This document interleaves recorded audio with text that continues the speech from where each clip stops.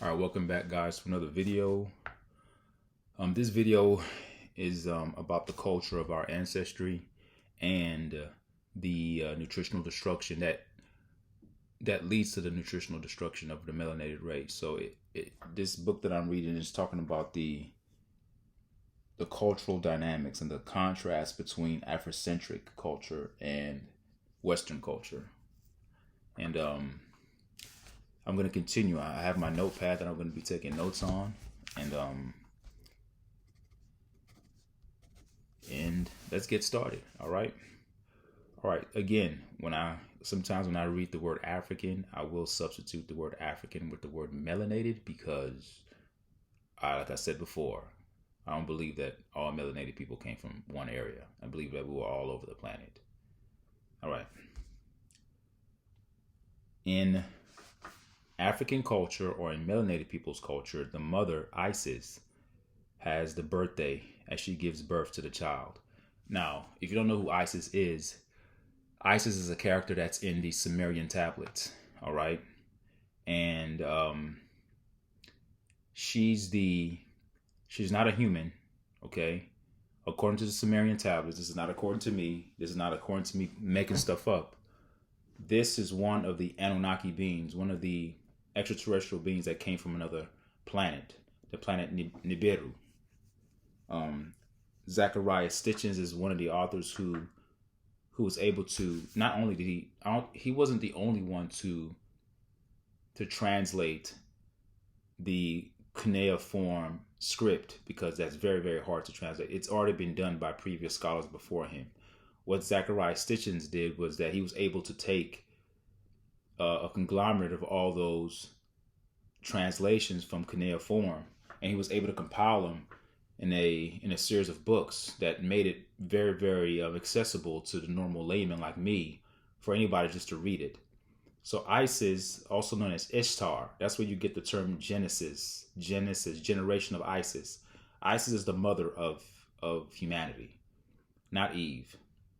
Isis is the one that Isis genes and her ability to allow these extraterrestrial beings to insert the egg via artificial insemination inside of her. And she carried for 10 months. She didn't carry for 9. She carried for 10 months, and she was able to produce Adamu, aka Adam. And then it was later on that they took elements of Adam's DNA, not his rib. They took some of his DNA and did some clinical work, some genetic manipulation, and they were able to, to make it work to the point where Adam would have a compatible mate to mate with. Because what the Anunnaki beings did not want was for Ishtar to be the one that's birthing all these humans. As a matter of fact, there were seven women from different multi-civilizations. So when I talk about Anunnaki beings, I'm not talking about one type of being. Just like you have earthlings, but you have different earthlings. You have different people from different geographical regions with different features and different phenotypes, and with various coming from various cultures. That's how the Anunnaki were. It wasn't just one type of beings. There were a multitude of beings. However, they were from other planets. They all merged to come on the planet Nibiru, or Nibiru, whichever way you want to pronounce it. So Isis was the one to first give birth to Adamu. And they initially tried to use these 7 women who were doing it, but it became taxing. So what they wanted to do was make sure that they can create a compatible mate for Adamu, and her name was Tiamat, not Eve, Tiamat. Tiamat was the name, according to the Sumerian text. That was the first woman, and that was the woman that was compatible with Adamu, and both co-merged to create life. They were able to create progeny and mate and produce. So African ancestry, and also to give you some context too, the people of Sumer were known as the black-headed people, just to give you some insight. So a lot of the times when you guys think of ancient civilizations, you don't even think of yourself in there. You don't think of melanated people because you've been so whitewashed and brainwashed through television and entertainment Hollywood's agenda to make it seem like everything started with the pale skinned man, and then everything came from them, and then somehow, some way, we came on the scene. No, we were always here. If you don't believe me, do your own research. Sumer means the land of the black faced people, the black headed people. And when they say black, they literally meant black. These people were black, blue, dark, Sumer. Okay. Now there were different variations of that hue.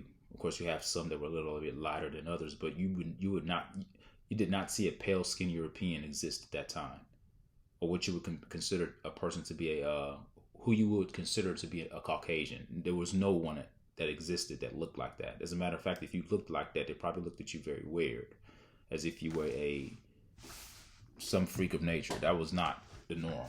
Okay.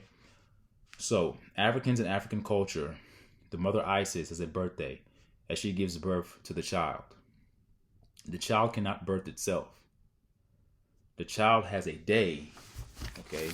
The child has a day of emergency as it emerges from the mother's womb. So you have to understand how the melanated race, how the Afrocentric mind thinks of childbirth. When a child is born, it's not the child's birthday, it's the day the child emerges from the mother's womb. Okay?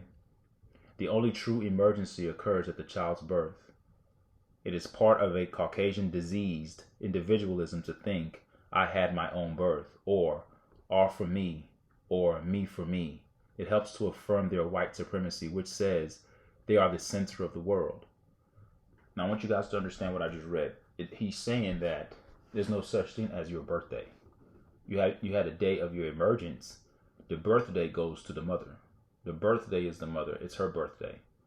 It's Isis's birthday. It's the day that your mother gave birth to you. It's the mother's birthday. But he's talking about the disease. See, when you talk about a disease, dis-ease and disease are two different things. When something is not at ease, it's at a dis-ease, meaning it's not at ease. But being not at ease with a dis-ease can give you a disease. Okay? Now, the subtlety of the wordplay with this author is very clever here. He's saying that subtlety, that subtle change of creating a narrative or a rhetoric around childbirth to make it seem like the child who is born is the person that's responsible for their own birth. Because when people celebrate their birthday, they say, it's my birthday, it's the day that I was born. No, it's not your birthday. You didn't give birth. It's not your birthday. The birthday goes to the woman who gave you birth. That's just your day of emergence. Now, when you get older as a woman and you have your own child, then that day is the birthday that you gave birth to that child. So I know this sounds sort of crazy to the normal man, and me saying this, it sort of makes sense, but it does make sense. But those are the subtleties of the European mindset, of the Caucasian mindset, that they use to wage war upon the minds of melanated people. It's called subtle psychological warfare. It can't be overt. It has to be covert, and it has to come in incremental dosages. It can't come too heavy. It can't come as an avalanche. It has to come slowly. And as it takes its slow steps into the psyche and ravages the mind of people, you tend to almost accept it as a norm. And a person like me who's telling you the way it's supposed to be, you're going to look at me like I'm the one that's weird. Because for the longest time, everybody just celebrates their birthday. This is my birthday. My birthday. But that's something that the author calls Caucasian diseased individualism.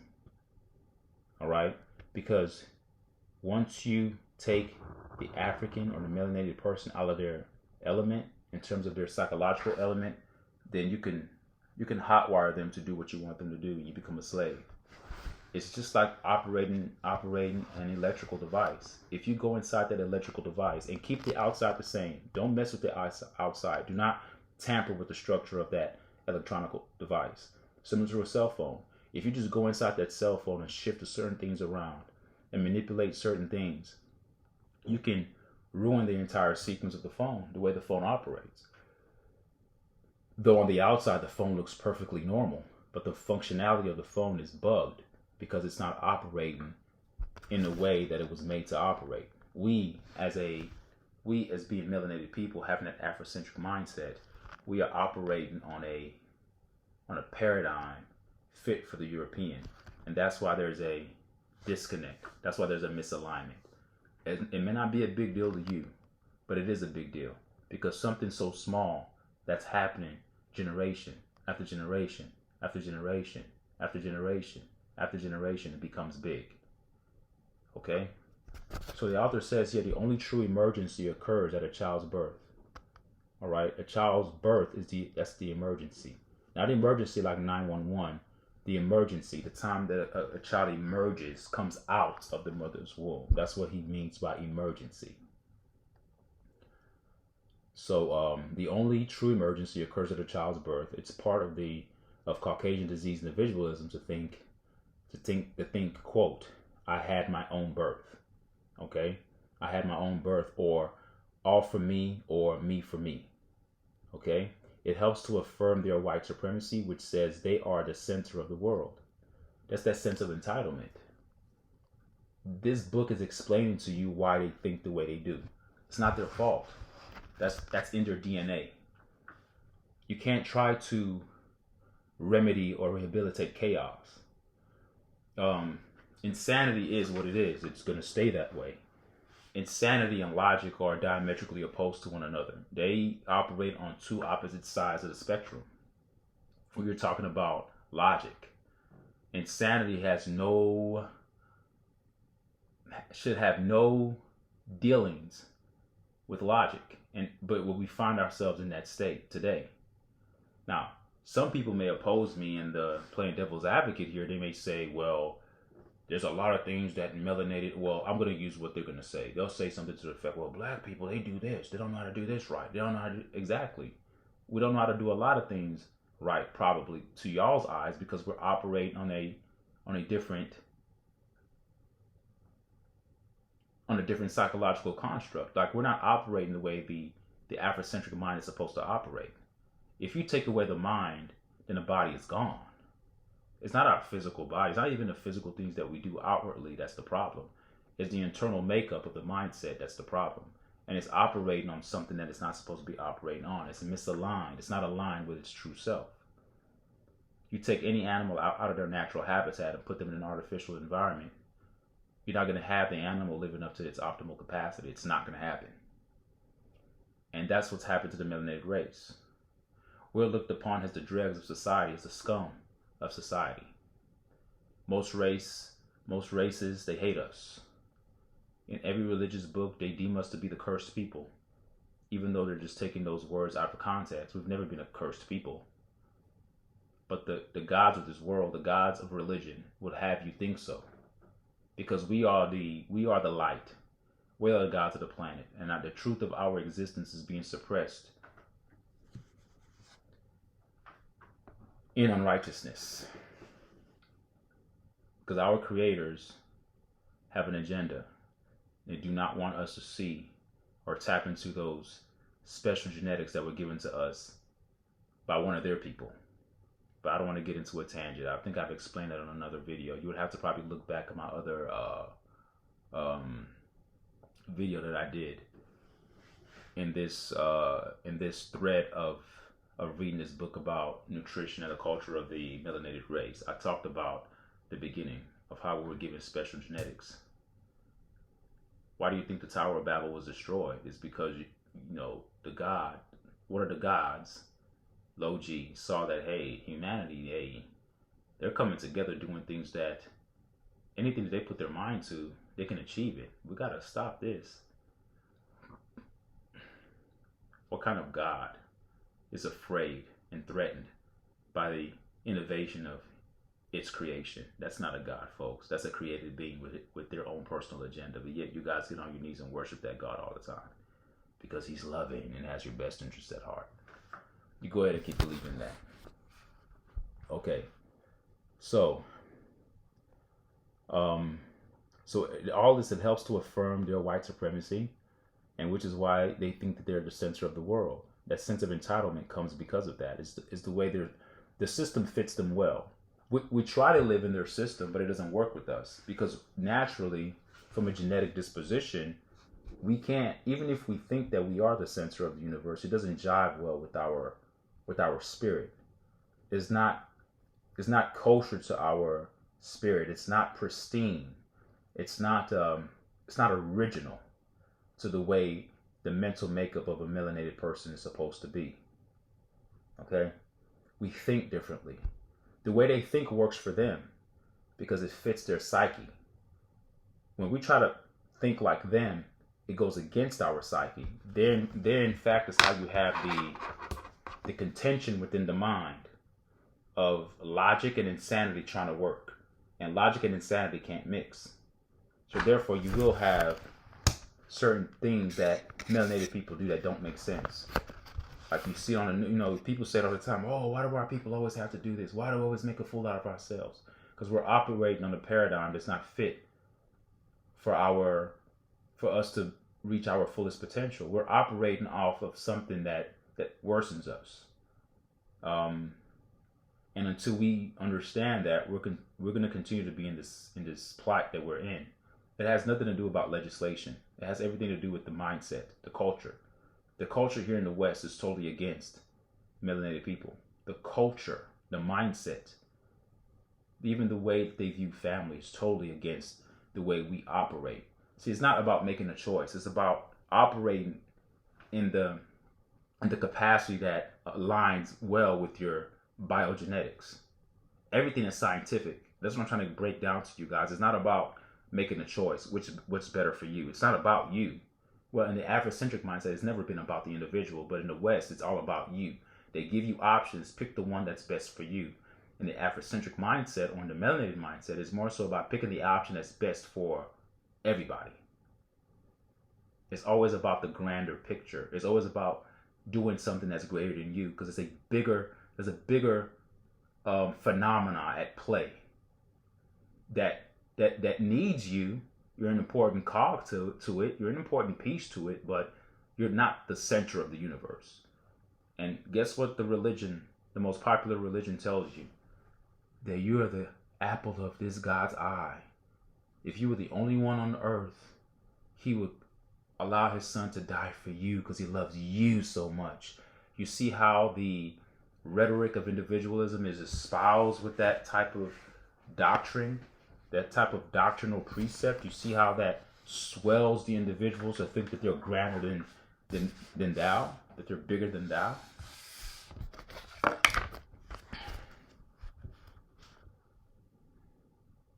They believe that their scientific drugs are the solution for all things. That's the Caucasian. They proceed to solve the medical problems they've created by creating a synthetic chemical or a drug problem. So they proceed to solve the medical problems they created. So that there in a nutshell is the foundation in the most comprehensible terminology that you can use. It says right there, it says, they proceed to solve the medical problems they created. There's nothing more counterproductive than that. I create the problem, but I'm going to try to solve the problem. As if you don't know what caused the problem. You are the problem. But they don't see themselves as the problem. Who they see as the problem? They see us as the problem. They see this as the problem. Because they are against nature. Our skin tone, our melanin, is more aligned with the sun and nature and everything else that thrives off of nature and photons and the ultraviolet rays and the merging of the sun's rays and the photons with photosynthesis as it merges with the microbiome and germinates that seed to allow that seed to grow. All those things work together in one, but we're part of that nature. We're part of that process. That's why true spirituality cannot be devoid of plants, which is why ancient ancestors, they used plants for everything, for healing, for medicine, for strength. Even the ayahuasca plant that people use to astral project, it's a plant. It's energized by the sun, folks. We're one with the sun. We called ourselves in the past children of the sun.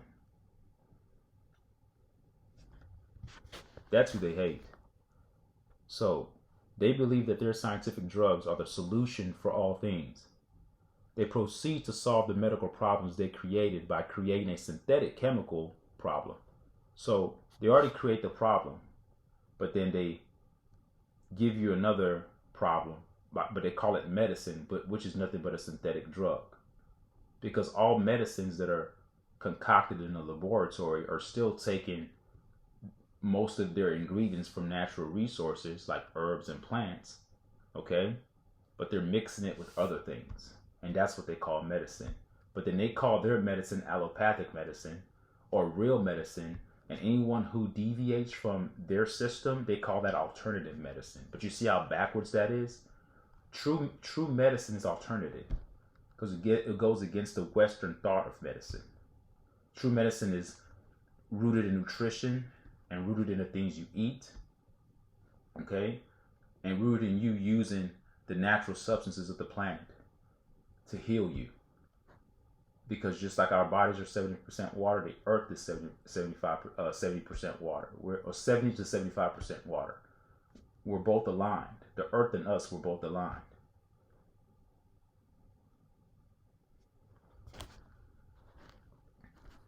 Caucasian medicine defines any problem the child has after their drug and surgery interference with natural birth as a biochemical problem of the baby. So they blame the baby for the problem that they induced. It's the baby's fault. Caucasian medicine defines any problem the child has after their drug and surgery interference with a natural birth as a biochemical problem of the baby. So they cause a problem with the interference of their what? Surgery interference with natural birth. You ever heard of a C-section?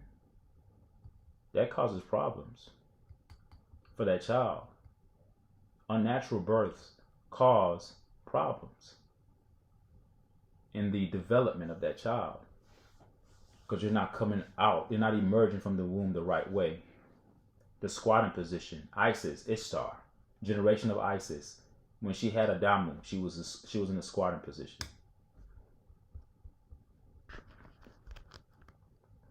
Caucasian medicine defines any problem the child has after their drug and surgery interference with natural birth as a biochemical problem of the baby.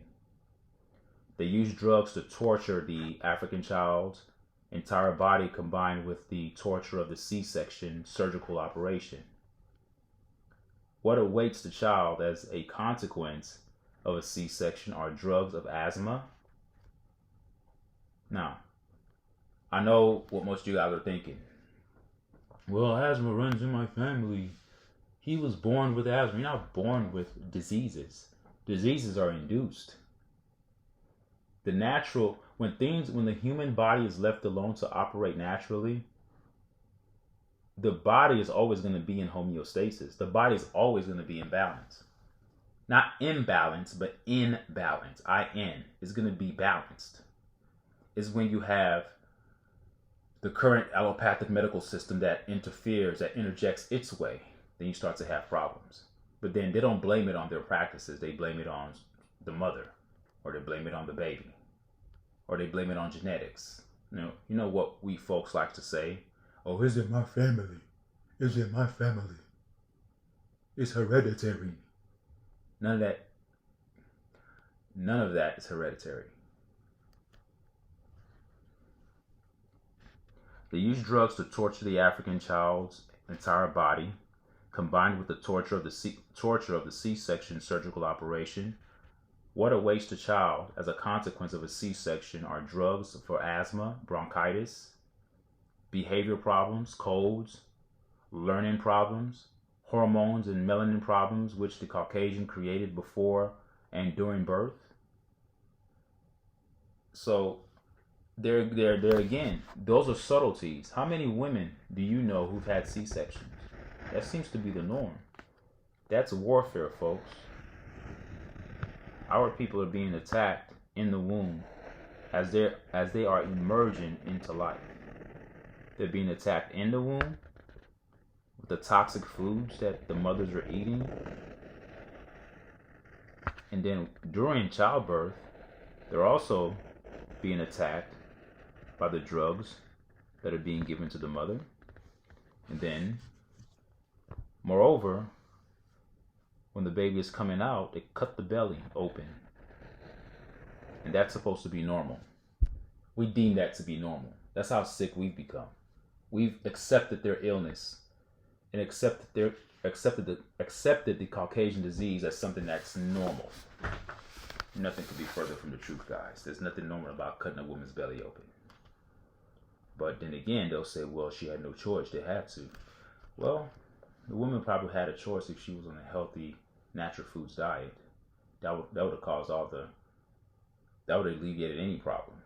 But when you're riddled with nothing but processed junk foods, there's a result that comes and the consequences that comes as a result of those toxic things that you put inside your body.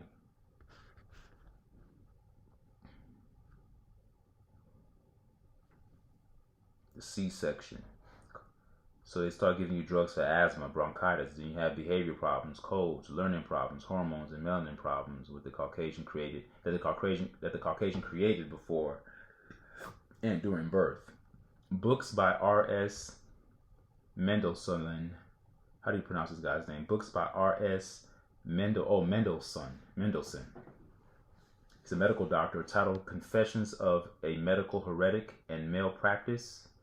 Documents the nutricide crimes. The nutricide problems that are started at birth are never corrected. Okay? So when a child comes in with problems, those problems are never corrected. In fact, the Caucasian junk food diet compounds the problems. Okay? I know these are hard truths to swallow, but it's okay. If you don't want to listen to these things, that's fine. You can turn a blind eye and go back to living your life, and that's okay. But for those people who want a dose of truth and do value truth, you would take this seriously, what I'm reading to you.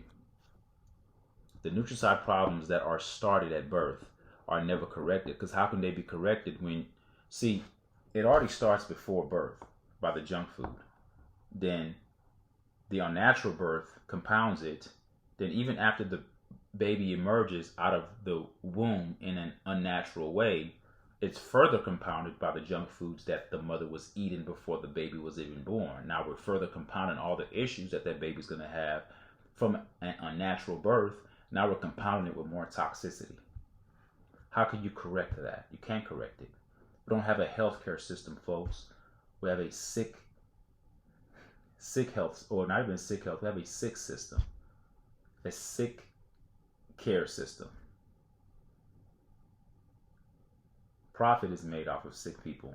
People who are well will drive the industry to the bottom. They'll go bankrupt.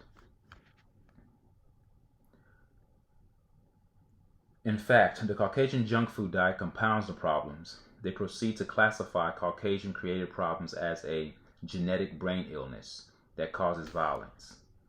So again, the author is being very specific here, because they like to label melanated people, or quote unquote black people, they like to label us as aggressive and violent. But they created that. They created it. It's not all our fault that some of us act the way we do.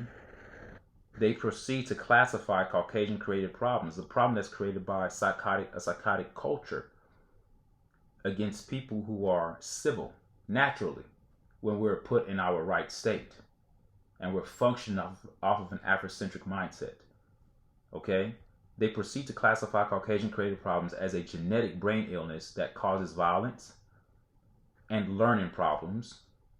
So what do?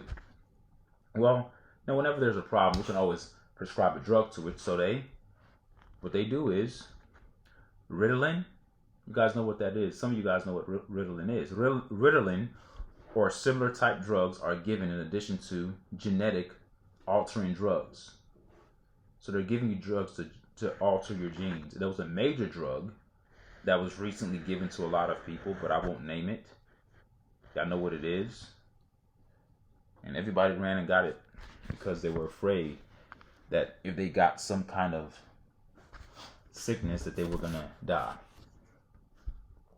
I'll leave it there. Ritalin is a narcotic that is in the same category as, listen to this, as cocaine. It's a drug-induced culture, folks. It's a death cult. I keep telling you guys that, but it's just going in one ear and out the other. And remember, all of these drugs that they're giving your child is something that they caused. It was caused by them. It has nothing to do with your heredity or your heredity or anything to do with hereditary disease. It's not genetics. It wasn't passed down. The only thing that was passed down is the consistency of their psychosis that's being waged upon our genetics. That's the consistency. So yeah, it's going to be passed down, because if your mother had it, it's going to be likely that you're going to have it, because you guys are operating underneath the same paradigm. You're getting the same junk being fed to all of you guys. So that's the consistency. That's the common denominator in all this, is the Caucasian Western culture that we find ourselves under. So Ritalin is a narcotic that is in the same category as cocaine. It retards growth, it increases blood pressure, it attacks melanin, weakens immunity, and toxic to brain and nerves. The use of drugs such as Ritalin has not been documented to increase intelligence or performance. So a lot of these kids that they deem to have learning problems, or they have ADHD or hyperactive, disorder, whatever you want to call it, ADHD and all this other diseases that they like to label with all these letters. Ritalin doesn't improve their intellect.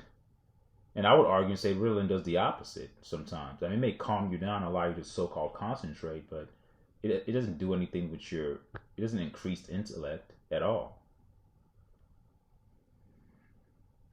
The use of drugs such as Ritalin has not been documented to increase intelligence or performance. They simply make the African child or melanated person a dope robot, alter the normal biochemistry, and give the child a predisposition for mental, physical, and spiritual addictions. So they dumb you down so they can provide you the elixir.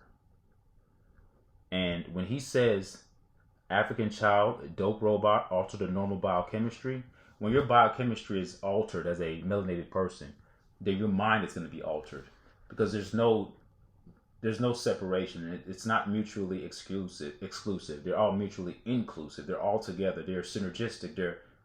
They're interchangeable. They are intraconnected. What do I mean by intraconnected? Because they're inside your body, but there's a system within the body that they all depend upon one another. So if your biochemistry at any level is altered, it's going to alter the neurons that transmits, signals to the brain to make you think a certain way, to make you act a certain way. But one thing the European and the Caucasian has done, they've mastered our genetics, because they understand the power of our genetics. So they can't fight us. It's not about a physical fight or a physical war. It's about attacking us from a chemical standpoint, from a biochemical standpoint. Biological warfare at its core.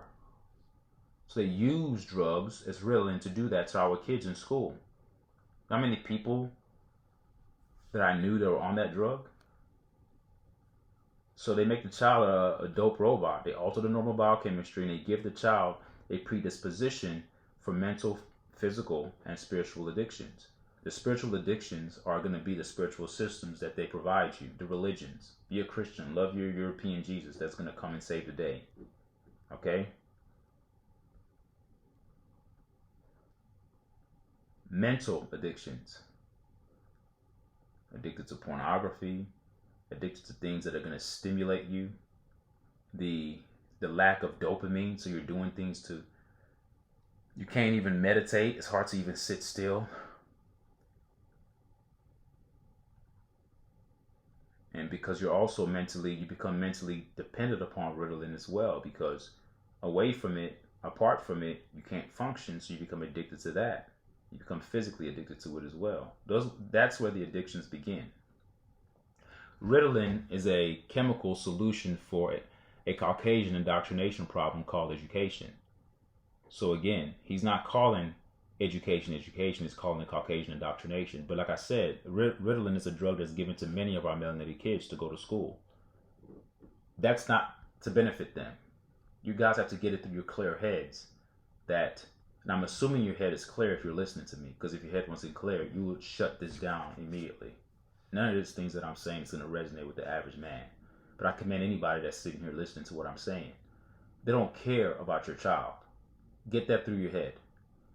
Or they're going to prescribe this drug to help. They don't care about your child. On the surface, that's what they want you to believe. But there's a sinister plot beneath that surface. Peel back the layers and look beneath the surface, and you'll see exactly what the motive is. It's warfare, folks. They cause the disease. They put you in a state of need and want. They put you in a state of vulnerability. And they become the saviors. So I'm going to provide you the sickness. Then I'm going to come to your door to provide the remedy. To remedy the ill that I actually caused. But are they really rectifying the ill? Are they really fixing it? No, they're not fixing it. They have you thinking that they came to fix it, but what they're coming to do is to make the problem much worse. That's what warfare is about.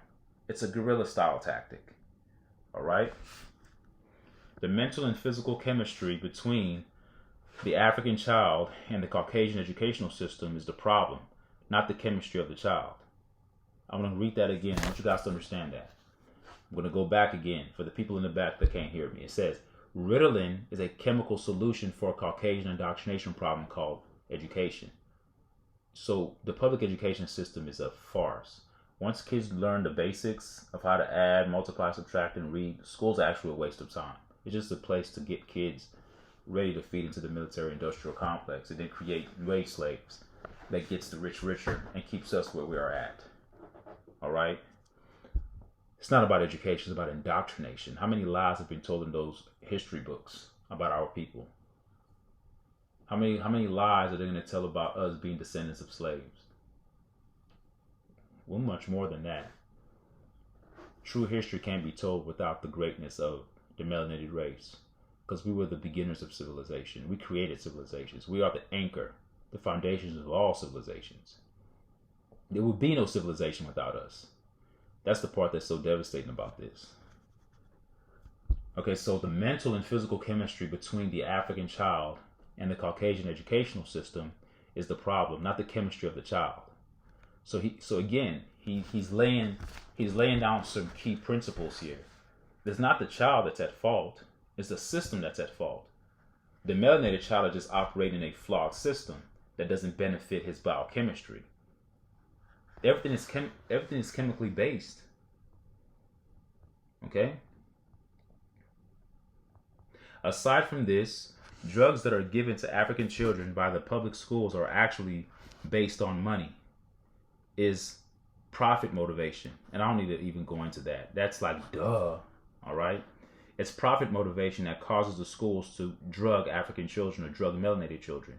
The schools, hospitals, medical, science, and food companies run a cash and carry business. They receive cash money for every child that swallows drugs. Schools get more money from the federal government if they can qualify children for certain problems. The federal government offers more money to schools that have children with mental or behavioral problems. So you can see why the system is flawed. It's incentivizing sickness. That's what it's doing. If you can diagnose more kids with problems, yay, you get more money. It kind of reminds me of what happened a couple of years ago.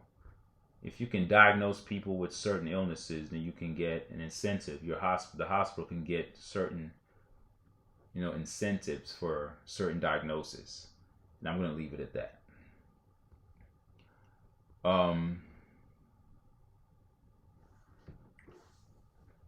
The schools, hospitals, medical science, and food companies run a cash and carry business. They receive cash money for every child that swallows drugs. Schools get more money from the federal government if they can qualify children for certain problems. The federal government offers more money to schools that have children with mental and behavioral problems. The federal money given to schools to treat children with special problems is used for salaries, extra pay, supplies, books, and other items the school needs. The schools desiring the money can conveniently find that 40% of the children have behavioral and or mental problems or brain damage. The drugs are given to the children despite the unscientific diagnosis for their use. That's malpractice, folks. I mean, in a nutshell. But I mean, what the hell do I know, right? That's malpractice. That goes against every essence or every principle of being a doctor. Take a Hippocratic oath. That's malpractice. There's no unscientific diagnosis for their use. They give African children such narcotics as Ritalin or other behavioral drugs such as toframil, Silert, or Dexedrine.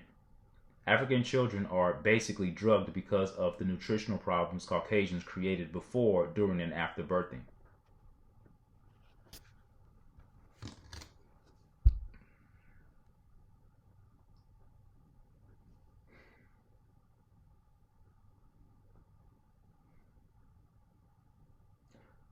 Oh man, it hit that hits a little different because I see kids like this all the time. They give African children such narcotics as Ritalin or other behavioral drugs such as toframil. I know about toframil, Silert, or Dexedrine. African children are basically drugged because of the nutritional problems Caucasians created before, during, and after birthing. You still don't believe in the power of nutrition? You still think that these food stuff is just, you think this stuff that I'm reading is just, fictional? You think that toxic foods don't play a part in the way the psyche operates? Again, I'm not talking about them. I'm talking about us, our biochemistry, our biochemical disposition. I'm talking about us, how we operate, how the melanin in our brain, how the euromelanin in our brain, our pineal glands, our entire biochemistry, how it works. Remember, because of the melanated component of our brains, because of the melanin component of our bodies, it makes us more susceptible to be addicted to these junk foods. Our biochemistry enables us, due to the melanated content, it makes us bind to those synthetic toxic chemicals. It affects the parasympathetic nerve response.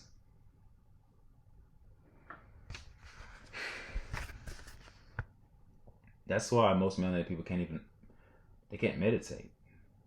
You have to start eating right to meditate because your brain's all over the place. You can't close your eyes for 30 seconds. You're all over the place. Drugging the child covers up teachers' failure to educate. Psychology. Hold on. Drugging the child covers up teachers' failure to educate, psychologists' failure to counsel, and parents' lack of parenting skills. The melanated parent tries to be the village in order to educate the child. However, a parent is not a village. Consequently, the parent compensates for not being the village by giving the child expensive clothes or cable TV, X-rated shows and movies to watch, and allows computer games to parent the child. This further dysfunctionalizes the addicted child and codependent addicted child. A codependent child is a non-drug addicted schoolmate of an addicted child. Non-addicted school children are forced to socialize with the addicts, and this is a problem. So you can do everything right in your home. Feed your kids the right way, raise them the right way as much as you can in terms of putting them underneath the Afrocentric umbrella, not the Western umbrella, but yet they still have to go commingle with these addicts. This causes the Ritalin addict's classmate to develop distorted emotions, feelings, thoughts, and behaviors in order to survive the addict and socialize with the addict.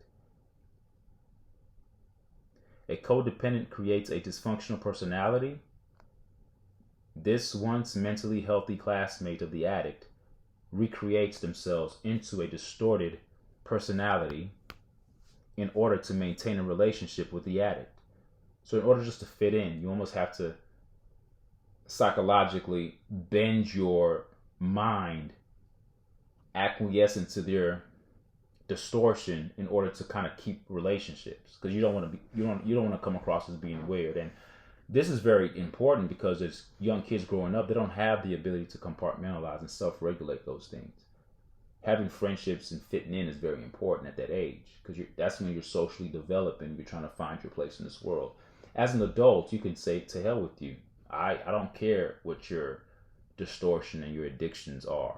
I don't want anything to do with you. And as an adult now, I do it. When I see people who operate on wild extremes, who are drama filled, very negative, they always have I get away from those people.